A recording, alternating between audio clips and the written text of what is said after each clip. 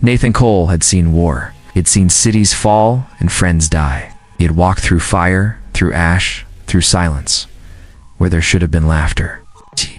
But nothing in all his years prepared him for the moment his ship broke apart in the sky and crashed in the middle of a strange and beautiful land. When he woke up, the world was quiet, too quiet. His head throbbed, his side burned, and his arms were tied behind his back. He lay on a soft bed, not on dirt or metal, but a real bed, with sheets that smelled like roses and clean linen. Sunlight came through the high windows. The room was stone and silk, rich and cold. The door opened. 2 guards walked in, tall and strong. Behind them came a woman in a long green dress. She had silver streaks in her hair and eyes that looked like they could see through any lie. She was the Queen of Lysera, though Nathan did not know that name yet. "You fell from the sky," she said, her voice calm and sharp, "and we don't trust men who fall from the sky." Nathan sat up slowly. His body hurt. His lips were dry. "I didn't come to fight," he said. "I was just trying to get home." The Queen looked at him for a long moment. Then she gave a small smile, the kind that meant nothing. "You won't be going home." "Not yet." Nathan stayed in the palace as a guest, but it didn't feel like a gift. There were no chains on his wrists, but there were guards at every door. Servants brought him food and clothes, but their eyes held fear. He was a stranger here, a ghost from another world, did not belong. Then he met Erlina, the Queen's daughter. She was nothing like her mother, where the Queen was cold and careful. Lena was fire and storm. She walked into the room like she owned the sky. She looked at Nathan like he was a broken tool someone had left on her floor. Her voice was strong, her words sharp, but her eyes gave her away. They were sad eyes, angry eyes, eyes that had never seen anything beyond the palace walls. "You're the one who crashed into our garden," she said. "You nearly killed my horses." Nathan looked at her and said, "Sorry about that." She raised an eyebrow. "Was talk like a soldier." "I was," he said. "I just don't want to be one anymore." Lena didn't answer. She turned and walked away. But she came back the next day, and the day after. At first, they spoke only about simple things. The weather, the food, the palace. Nathan told her stories of his world. She listened, though she never smiled. She told him about the rules, the weight of her crown, the way the court whispered behind her back. She hated it. All of it. They trained together in the mornings. Lena fought like she lived, fast and fierce. Nathan was slower, careful but strong. He taught her how to fight with honor. She taught him how to fight like a queen. One night, they sat under the stars in the palace garden. She asked him, "Why'd you fight in your war?" He thought for a long time. Then he said, "Because I thought it would save something." "I was wrong." She looked at him, "And now? I just want to stay alive. I want peace, even for a little while." Lena looked away. "There's no peace here, not for me." They sat in silence. Something passed between them, soft and strange. Not love, not yet. Something. And Nathan knew then, without the Queen telling him, that he was not allowed to leave. Not because he was a prisoner, but because the Queen had a plan. He was part of it. Days passed in the palace, but Nathan never stopped feeling like an outsider. The halls were too quiet. The people were polite, but their smiles were empty. He was watched at all times, even when he walked in the garden or ate his meals alone. Yet there was one thing that stayed the same every day. Lena. She came to see him each morning. At first it was only for training. She said it was part of her duty. But slowly, their talks grew longer. She asked him questions about his past, about the war, about his family. He asked her about the court, the palace, her childhood. Neither of them had answers that were easy. Lena had never left the palace. She had never walked the streets of a city or eaten food from a market. Her whole life was rules, guards, and cold stone walls. Nathan told her stories of the world outside, told her about forests, rivers, the wind on a mountaintop. She listened in silence, her eyes wide. He could see the longing in her face, and one day she brought him to a small room filled with old books and maps. It was her secret place. No guards followed them inside. "This is where I come when I want to forget who I am," she said. Nathan looked around. There were marks on the walls, names scratched into the stone. She had been coming here for years. It was the first time she had shown it to anyone. He looked at her and said, "Why me?" She shrugged. "I don't know. Maybe because you don't lie like the others?" Nathan smiled. "I don't have the skill for lies anymore." Their talks became deeper after that. She told him about the Queen, her mother, and how nothing she ever did was enough. Her mother wanted her to be strong, to be perfect, to be ready to rule, but Lena only wanted to be free. Nathan understood her pain. He had once wanted to be a hero, but war had taken that dream from him. He knew how it felt to carry weight too heavy for your heart. One evening, Lena found Nathan standing on a high balcony. The sky was red with sunset, and the wind carried the smell of roses. She stood beside him, her voice soft. "My mother plans to keep you here," she said, "not just as a guest." Nathan turned to her. "I know. She sees something in you," Lena said. "Something useful." He looked at her face. She was not smiling. "And what do you see?" he asked. Lena looked away. "Someone I can talk to. Someone who doesn't bow or beg." He reached out and touched her hand. She didn't pull away. For a long moment, they just stood there. But peace never lasts. The next morning, while walking through the garden, Nathan noticed something strange. One of the guards had been replaced. His uniform was the same, but his eyes were nervous. His hands stayed too close to his belt. Nathan's years in battle told him something was wrong. That night, he did not sleep. He waited in the hallway near Lena's room. And when the shadow came, moving quiet and fast, Nathan was ready. The fight was short but fierce. Nathan threw the man to the ground and took the blade from his hand. Blood ran down his arm. The man tried to speak, but Nathan knocked him out cold. Lena opened her door and saw Nathan standing there, wounded, breathing hard. He said nothing. He just looked at her. She stepped forward, reached out, and touched the blood on his arm. "You saved me," she whispered. Nathan nodded. "I told you, I didn't come to fight. But I will fight for you." That night, something inside both of them changed. Not just duty, not just protection. It was something more. Something deeper. And neither of them would ever be the same again. Nathan's arm was wrapped in clean cloth, but the pain stayed. The Queen sent her healer to treat his wound. She said kind words, but her eyes stayed cold. She asked no questions about the attack, but Nathan knew she had already guessed who sent the man. There were enemies in her court, maybe even close ones. She trusted no one, not even him. Lena stayed by Nathan's side. She brought him food and books. She sat with him in silence when he could not sleep. There were no guards between them now. Something stronger than duty had grown. It was not easy, it was not perfect, but it was real. One night Lena came to him. Her face was pale. Her voice shook when she spoke. "I heard my mother talking to her advisors," she said. "They are planning for war.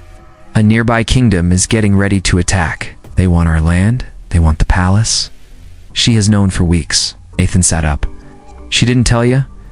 Lena shook her head, said, "I'm not ready. That I still think with my heart, and not with my head." Nathan looked at her. "She's wrong." Lena sat beside him. "She thinks you can help. That you'll fight for her. She'll never ask you. She's trying to use you." "I know," Nathan said. "But I would still fight. Not for her, for you." Lena looked at him, eyes full of tears she would not let fall. "Why would you fight for me?" He touched her hand. "'Cause you gave me back something I thought I lost. You made me feel human again." There was silence between them, not the cold kind, the quiet kind that holds everything. Then she leaned close and kissed him. It was soft and short, but it was enough.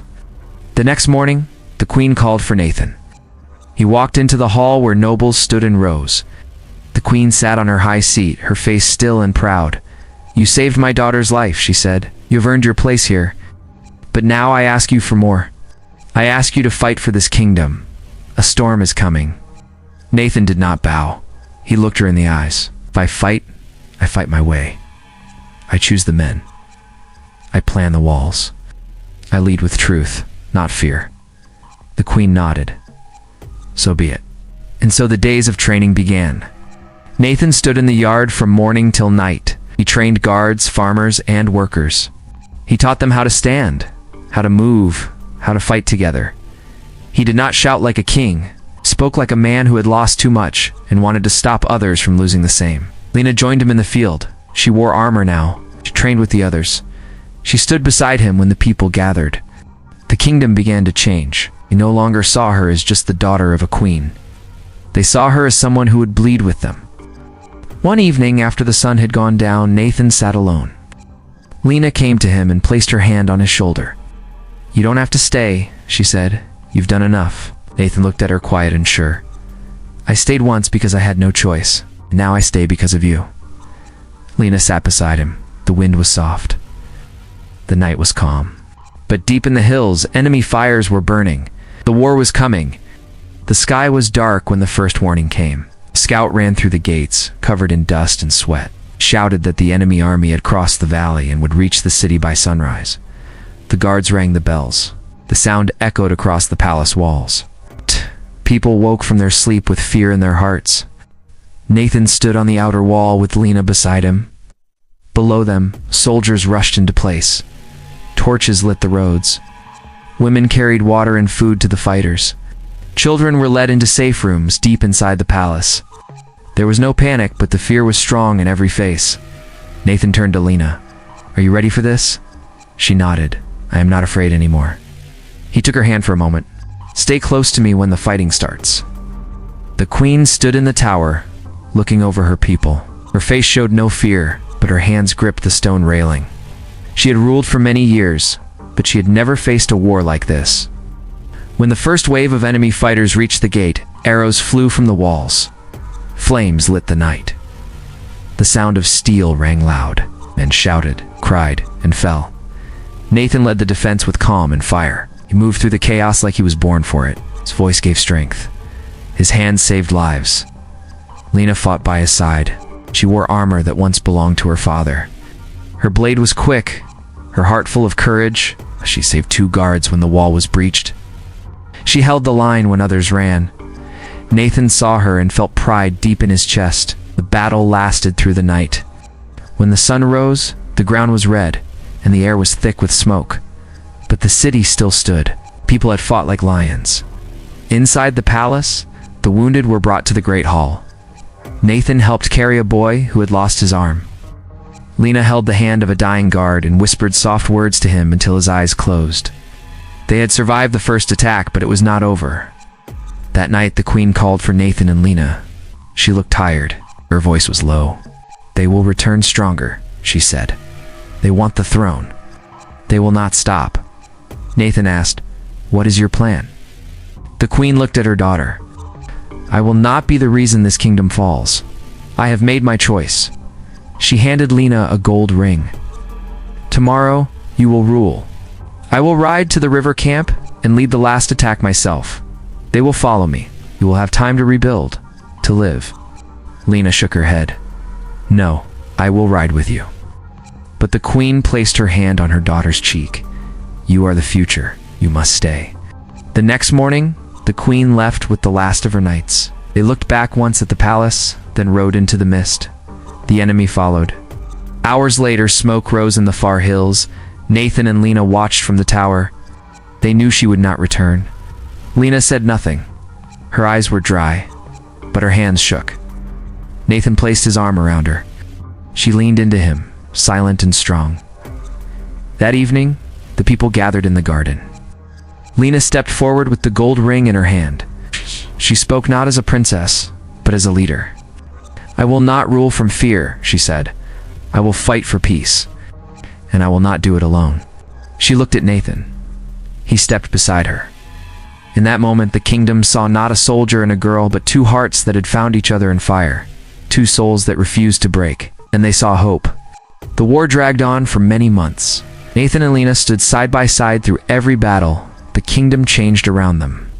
Broken walls were rebuilt. Wounded soldiers healed. The people grew stronger, not just because of swords and shields, but because they believed in something new, a future that belonged to them all. Nathan never left Lena's side. They learned to trust each other completely. He saw the queen she could become. She saw the man he was beneath the scars. Their love grew quietly, but it was strong. It was the kind of love born in fire and battle, where every moment could be the last. One cold morning, Nathan found Lena standing on the palace balcony. The sky was gray, the wind sharp. She held the gold ring in her hand, the one her mother had given her. "I don't want this," she said quietly. "Never asked to be queen." Nathan stepped beside her. "No one asks for this. But you are the one who can save them." She looked at him. "What if I fail?" "You won't," he said, "because you don't stand alone." The battle that followed was the hardest yet. The enemy came with everything they had left. The palace shook under fire. Men screamed. Blood stained the ground. But Nathan and Lena fought like they had never fought before. Nice. Together, they became more than leaders. They were a force no one could break. At one point, Lena was trapped under fallen stone. Nathan threw himself into the rubble to pull her free. His hands bled, his breath was short. When she looked at him, tears ran down her face. Not from pain, but from the fierce love she could not hide. "Stay with me," she whispered. "I am here," he said. When the fighting ended, the enemy was gone. The kingdom was theirs. But the cost was high. The queen never returned. She had ridden into battle and never come back. At the funeral, Lena wore her mother's crown. She spoke to the people, her voice steady but filled with sorrow. "My mother gave her life for this kingdom. I will honor her by protecting it, by building a future where no one lives in fear." Nathan stood behind her. When the ceremony was over, Lena took his hand. "Will you stay?" she asked. Nathan looked into her eyes. "I stayed for you. I will stay for us." In the days that followed, the palace grew quiet again, but it was different now. It was filled with hope and new dreams. Nathan and Lena walked through the gardens where they had once been strangers. Now they were partners in every sense. One evening, as the sun set in colors of gold and red, Lena smiled at Nathan. "Everything changed when you stayed," she said. He took her hand and pulled her close. "I stayed because you made me believe in something worth fighting for," he answered. Their story was not one of a perfect world. It was a story of pain, of loss, and of love that grew stronger than any sword. It was a story of two people who found each other when the world was breaking and built something new from the ashes. Together, they faced the future. Together, they would protect the kingdom. Together, they would live.